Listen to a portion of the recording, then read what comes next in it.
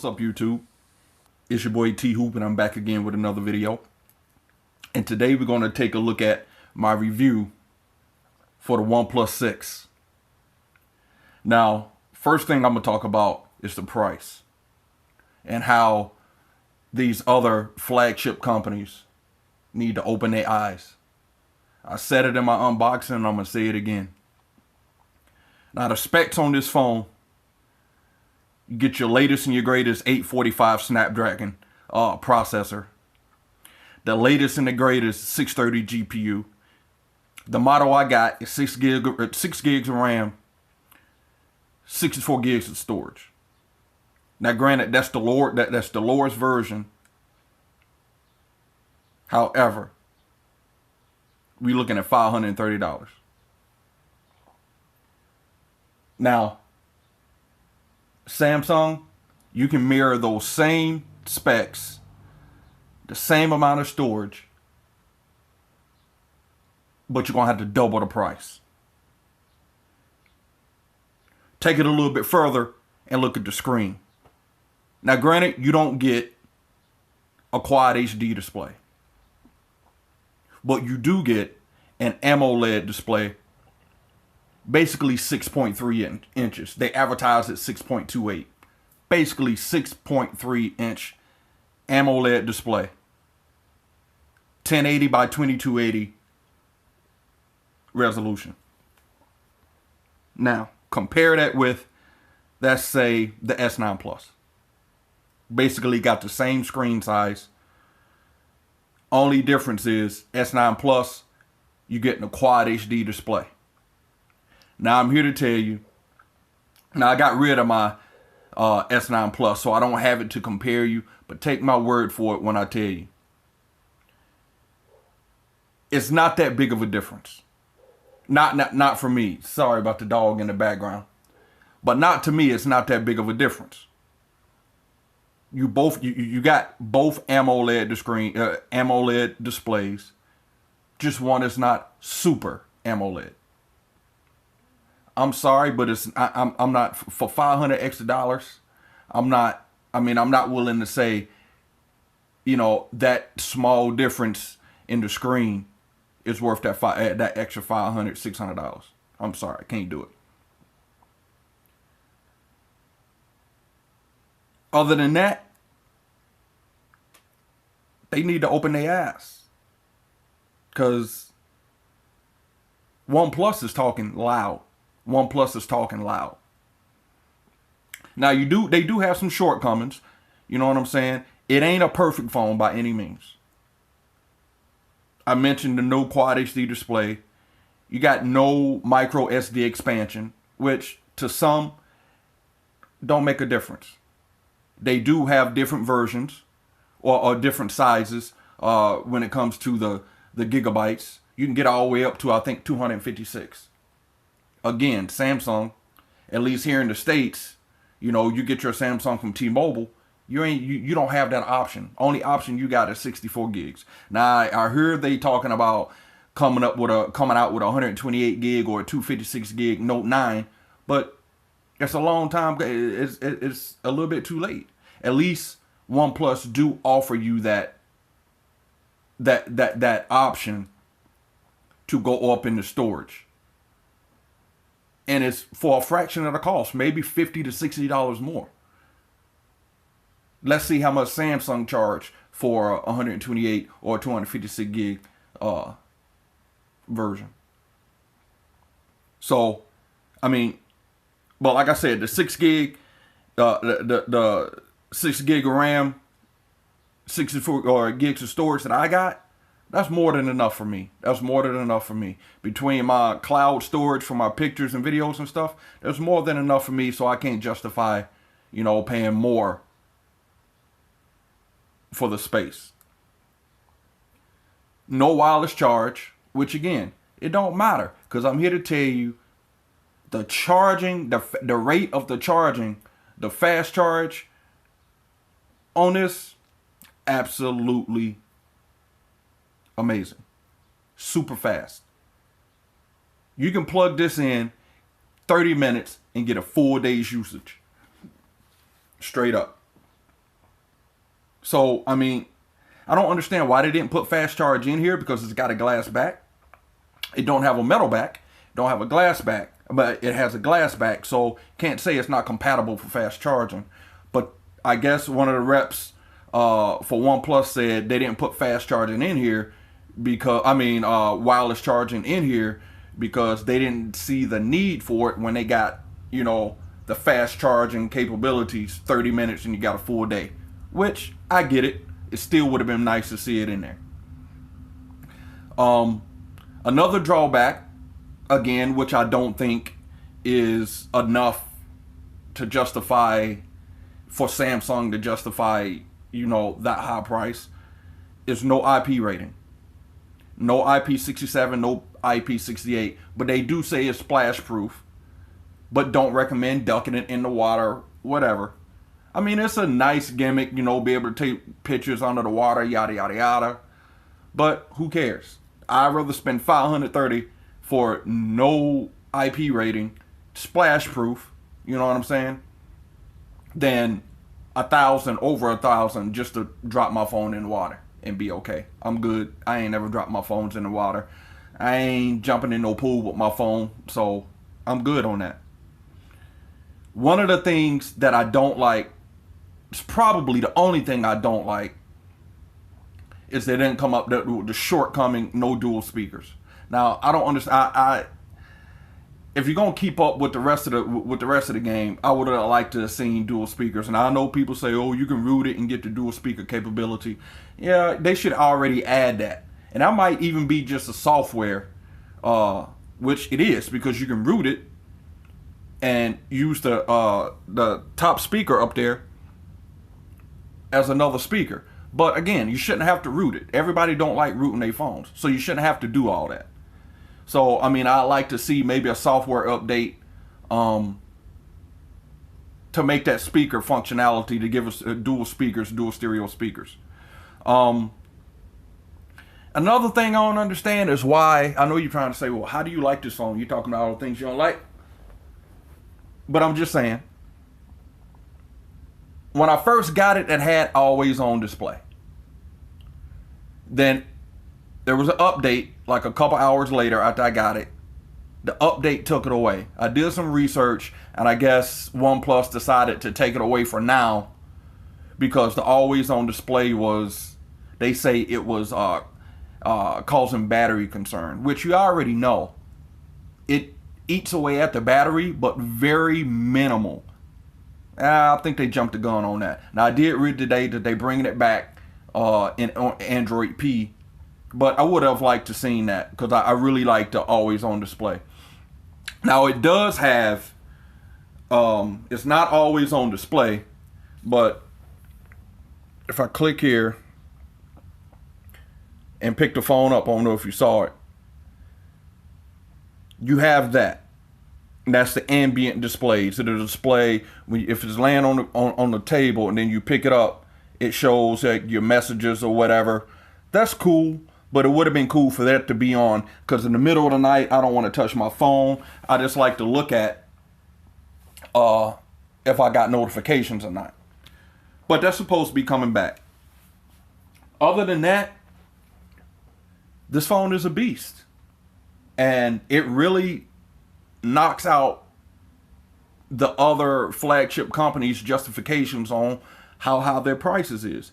I mean, the feel of this phone is amazing. Let me wipe it down on the back so you can see how beautiful this is. Now, I got the gloss back version. Look at that. Absolutely beautiful. Gorilla Glass on the back. Absolutely stunning. The build on this device is absolutely premium. You got your alert slider there that lets you silence it, vibrate. You got your volume up and down buttons here on the side. No, I'm sorry. You got the power button there. I'm used to my Samsungs. Then your power up and down. I don't know if you can see that. The power up and down button right there. And then the SIM tray there, which is a dual SIM. This phone is built amazing. If you look at it closely, it looks similar to the S9 Plus, S9 Plus. Again, if OnePlus can build a phone similar looking, glass back, Gorilla Glass back, dual speakers, fingerprint sensor, if they can build a phone to look almost identical in the same hardware as Samsung or LG for half the cost, again, Samsung need to open your eyes. For real. For real. The fingerprint sensor on this thing, I'm going to tell you, super fast. See if I can show you here. Look at that. I mean, I barely tap it. I mean, that's super fast. Look at that. Hold up. Look at that. Barely tapping it. Fingerprint sensor is absolutely fast. Now, the face recognition that I don't use, I do not use face recognition. I tested it out. Take my word for it. It is fast. It is accurate. In the daylight, I tried it in the nighttime. It's accurate. I don't recommend it. Yeah, because it can be fooled. A guy I saw on YouTube put up a picture and it fooled it and opened it. So it's not the most secure, but it is fast if you want to use it. Another thing I like about this is let me get a wipe that. Let me wipe it down a little bit. It is a fingerprint magnet. I say that. The glossiness on the back, it is a fingerprint magnet, but that's okay. Another thing I like about it is the gesture. My bad, y'all. I'm using the freaking Essential folder to record this, and I usually don't.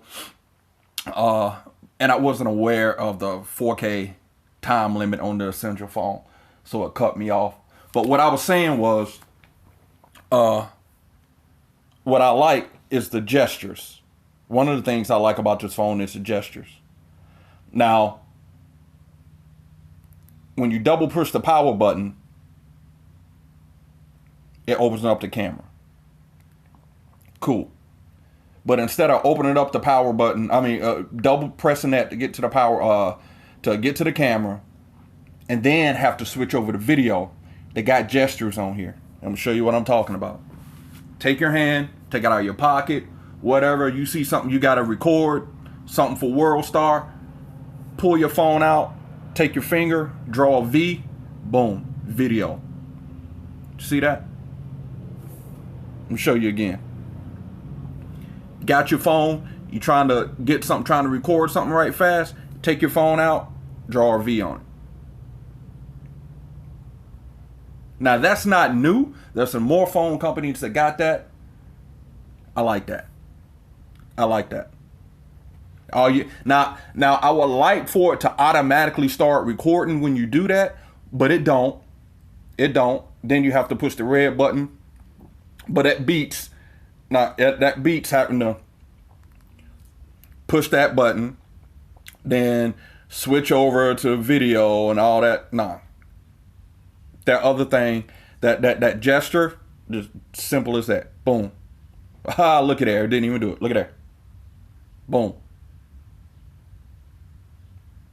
And then push record. Now you out the gate. Works 99% of the time. As you saw, it didn't work. Probably because I'm doing this behind the camera, so I didn't have a good contact. But take my word for it. I've been using it. That's the only time I've been going to the video, just using the V. It works. It works. And another one that I use. Now it don't have to always be V. You can set the V to open up your dialer, open up your pictures or whatever. I just do it for V for video, to help me remember. And another thing that I use the gesture is for the flashlight. In the middle of the night, you try use something you need to use a flashlight or something. Pick up your phone, draw a 0. See that? I ain't trying to blind you. See that? Draw it again, a 0 again, turns it off. See if I can do it behind the camera. Let me see. Boom. Sorry about that. But you get, yeah, that's a good feature. I like that. Now, I don't really use gestures. Let me wipe this down. I don't really use gestures, but I like that. That comes in handy. That comes in handy. Um, Another thing people talking about or don't like, which, I mean, it really don't make me no difference, but a lot of people talking about it. How most of the cell phone manufacturers are going to the notch. As you see here, it's got a notch. It's not that bad. You can't really tell. You got a dark screen. If you had a white screen, you wouldn't be able to tell. Me personally, it is what it is. I like it. I mean, it gives the ability to have, put this back on, the ability to have more screen real estate. I mean, now one thing I don't understand is why they still have that chin down at the bottom, because obviously, I mean, I wouldn't think there's a sensor there, so why not just pull the screen? I mean, all the sensors are up here. So I would like to see that. See, it's almost like the Essential phone. One thing I like about the Essential phone, it goes, I mean, it's edge-to-edge screen. Why not have that at the bottom? Not that big of a chin, but it's there. I would like to see edge-to-edge screen. Anyway, I mean, this notch don't bother me. I mean, to me, I mean, I really forget it's there. Now, but for those that it does bother, you have the ability to get rid of it. And I'm going to show you here. Go inside the display. And if you see there, I don't know if you can see there, it says notch display.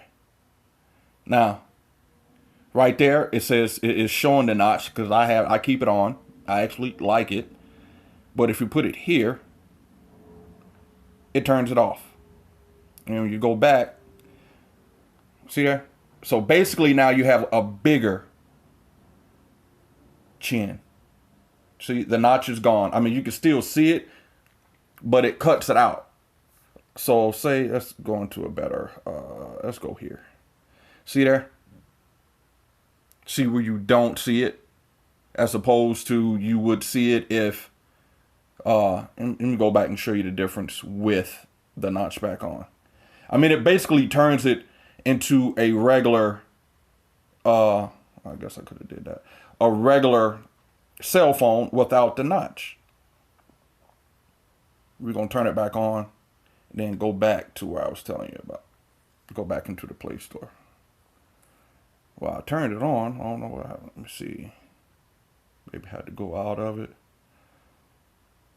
Well, maybe the Play Store is not, let me see something. Let's see.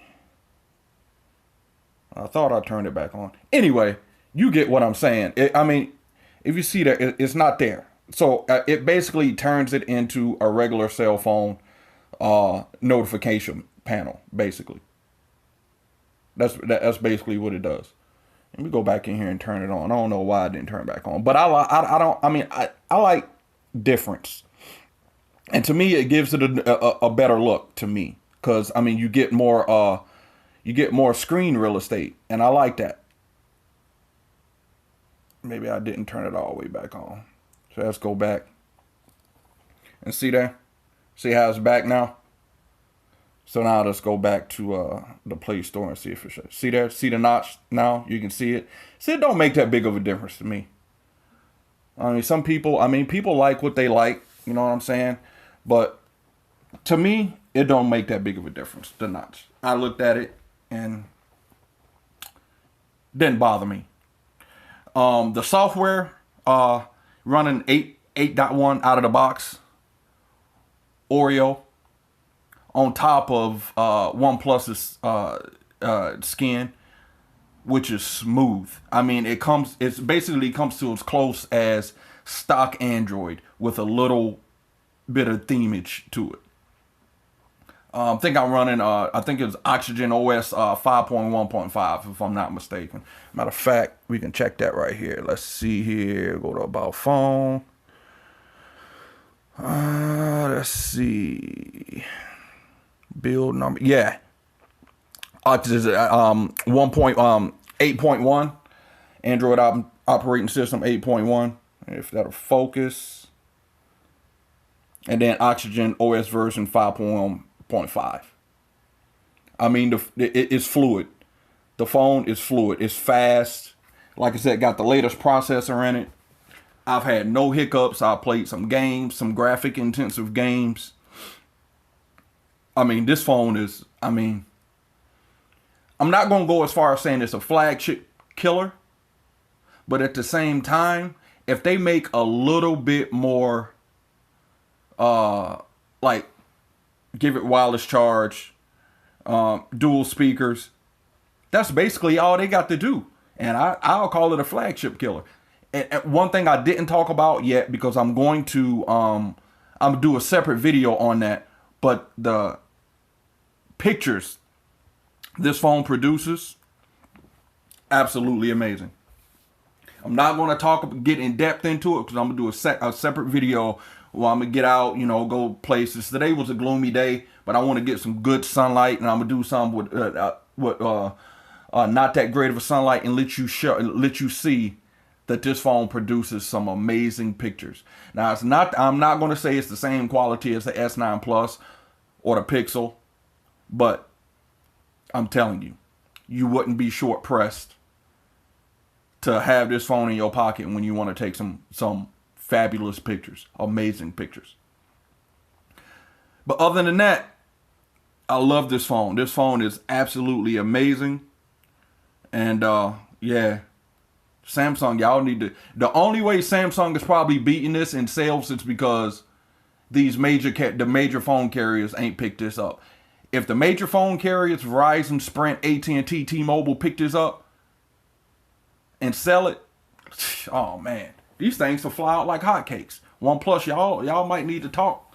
Y'all might need to talk, you know, to these carriers to see if y'all can get it on, because man, y'all would do. I'm telling you, y'all would probably blow these Samsungs and LGs out the water. Anyway, if you like this video, please hit that thumbs up and subscribe to your channel, to my channel, and stay tuned, because I got another phone coming. And like I said, I'm gonna do a video with a video and a picture comparison.